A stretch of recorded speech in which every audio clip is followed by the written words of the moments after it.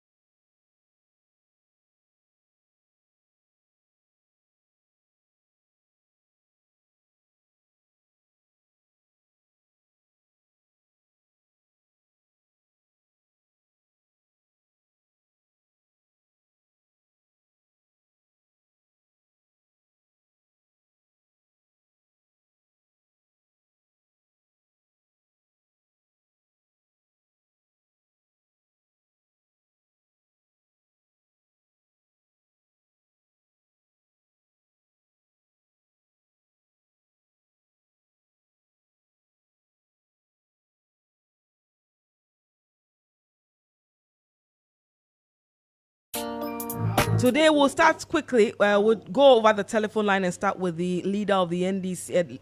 I beg your pardon, the chief whip of the NDC group in Parliament. We've been joined over the telephone line by Governor Kwame Agboja. Thank you so much, sir, for joining us here on the Morning Star. Good morning. I hope you're well. I'm very disappointed. You are disappointed that? I'm disappointed in some state institutions' inability to do just to every Ghanaian. And which state institution in particular are you referring to? This morning, as you know, the build-up to today, due to what I described as a very bizarre ruling by the Supreme Court, similar to their ruling on why Ghana's birth certificate is not proof of citizenship. I categorize this ruling as another bizarre and an affront to the dignity of the people of this country, especially Parliament at this time. As a result of what was happening, of course, from last week, Thursday, the NDC became majority focused in Parliament. Why? Because there's no ambiguity, there's no doubt that 4 of our colleagues have actually filed either on a party ticket when they were previously independent members of Parliament, or have gone to file as independent members of Parliament when they were in Parliament on the ticket of a party. So there's no doubt as to whether these 4 colleagues have breached Article 97(1) G and H. So it was bizarre for the Supreme Court to suggest that while the facts still remain that these colleagues have breached the law and by the same constitution are not even allowed to step foot in the chamber, otherwise it's a crime, the Supreme Court ignored that and gave a ruling that Mr. Speaker's communication to the House, which is basically to state that the 4 colleagues have crossed carpet and are no longer supposed to be members of Parliament based on the Constitution, gave this ruling, creating a situation where the NPP still pretends they are majority. As a result, because sitting is today, Mr. Speaker and Parliament directed that members of Parliament are not allowed to go into the chamber until 8 o'clock this morning. Surprisingly, this morning, when I got here, we noticed that 2 of our colleagues from the NPP side, that is Honorable Anodom Pre, my friend, and then the Deputy Transport Minister, were sitting in the chamber with all the doors to the chamber locked. i.e., it means somebody opened the chamber for them to enter around 4 a.m. What if they slept there? It is possible that it slept there because of what they intend to do. And these are the people who were telling you and the country that, oh, they were not even going to come to parliament. They were not going to do anything. They were not going to cause chaos. But guess what they have done? They came here at 4 a.m. to enter the chamber to create a scene so that they will invite the military. And when we did our press conference, I suggested that we had hint that they want to bring the military in. And indeed, the police were unable to even, remove him from the chamber. The military came and now have to beg him to reluctantly walk out of the chamber with his colleague. So the question is the Ghana police not capable of providing protection for a tent that is just 50 meters by 40 meters, a tent in the middle of a city? If they cannot provide security for a tent in the middle of Accra, what chance do they have to provide security across the country? So we know that this is an orchestration by the MPP to create mayhem today so that they have their ends. But I give them an example. President Rawlings ruled this country for 19 years. There was one fateful day in the morning, he was still president. In the afternoon, he was not president. So if it's in the minds of our colleagues from MPP that they can abuse power, and then some state institutions use power capriciously, a time of judgment will come. And so as of now, is Honorable Anodonpre as well as his colleague, are they out of the chamber? They came out of the chamber and are saying that somebody left the door open for them to enter. However, the marshal is telling me that they claim that a policeman opened the chamber for them. So a policeman opened the chamber for them, despite the communication that the chamber was not going to open until 8 a.m. Yes, they are claiming a policeman opened the chamber for them. So we are going to expect the IGP to look for that miscreant policeman and punish him. But guess what? There's precedence as to why people in uniform, and let me put this on record. The NDC respects the vast majority of men and women in uniform. They are professionals and do their job well. But we are also aware that our colleagues have used state power to recruit miscreants into the police and the army. Some of those miscreants were the ones who entered the floor in January 2020 and molested and attacked members of parliament on the floor of parliament. These are the same people. And guess what? 8 of our compatriots were killed during the 2020 election. As we speak, nobody is held accountable. So it is not a doubt that there are some miscreants in uniform tarnishing the image of the vast majority who are professional and doing their job to protect this country. And we must find those ones and weed them out. I mean, yesterday, the leader of the NPP group in Parliament, Alexander Fenyomaki, in an interview with my colleague Joshua Kojo-Mensah, mentioned that they do not intend to cause any mayhem. In fact, when they enter the chamber and the members of the NDC group go and sit on the majority side, they will not do anything about it. He also did say that there were no intentions to deploy the military. What they had rather picked up was that the side of the NDC was planning to bus people in the Greater Accra region to Parliament to cause mayhem. Looking at what you have observed today, how do you react to those earlier pronouncements made by the leader of the NPP group in Parliament? I'm sure by the time you finish asking this question, you tell yourself which of the groupings you can trust and which you cannot trust. As we speak, there's not even an Uber here busing or taking a single NDC person who is not a member of parliament to the precinct of parliament. Not one, nobody. However, as I predicted that they were going to deploy the military and other things, the military are here. As I predicted that it was a fluke, it was deception, that they were not going to come to the chamber and other things and they were going to be law-abiding. We have already seen that they came in at 4 a.m. They came and sat at the place that they claimed they would not sit and other things. So the two things you said, obviously, you couldn't have trusted NPP when they gave that interview. You don't have to trust them now because the two things are opposite. No NDC person has been backed here. The place is without, it's only MPs and the security people. And indeed, no NDC MP has actually entered the chamber except the NPP, two NPP MPs who went into the chamber. In clear violation of the security arrangement. So the NPP has already breached the security arrangement of Parliament by entering the chamber before the door is open. And who are the people who let them in? To the extent that I'm saying the NDC has a very sore memory of military molesting us on the floor of parliament. If you even need the military to enter the chamber and check something, or if you need a security agency to enter the chamber and check something, I am saying that the police administration is capable of doing that. Why do you have to bring the military to the floor of parliament again? Because the last time you brought them with a political mindset, and they came to molest us. Today you are doing the same thing again. So why is the police incapable of giving protection in parliament? Are they handing over the country to what is it?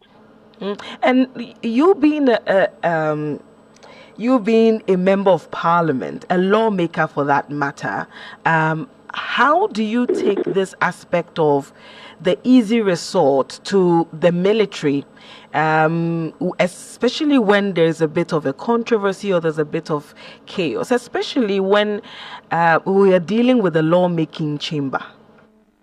Well, first of all, it turns out that all the hype of President Akufo-Addo and Dr. Bawumia as Democrats, it turns out they were just pretending. Because if they actually meant well, they would have been using police to deal with things like. In any case, this morning, what was the chaos in Parliament that requires the military? And it's also a confirmation of the abuse of power, that they are already in government, so they can do anything they like. They can bring military people to molest members of Parliament on the floor of Parliament because they are government. And guess what? One of the people who molested us on the floor of Parliament, I saw regularly behind President Akufo-Addo for a very long time. I don't see him these days, but we have the video and the pictures of him. And a judgment day will come. You face the music. So that's the only reason this is happening is because President Akufo-Addo and Dr. Bawumia don't respect the Constitution of Ghana, and unfortunately, they are extending this abuse to other state institutions. And in many ways, we are seeing the penchant of our colleagues to run to the Supreme Court because they believe they can always get favorable judgment, even on odd days and within a speed of light. They feel that they have a very good reception at the Supreme Court. In fact, that is exactly what the current Minister of State Security, National Security, Honorable Kandapa said, that if you keep giving this kind of lopsided judgment all the time in favor of government against the opposition, you will be seen as people who are working for the state, the government instead of the state. But guess what? They didn't hit to that. They are still continuing on that path.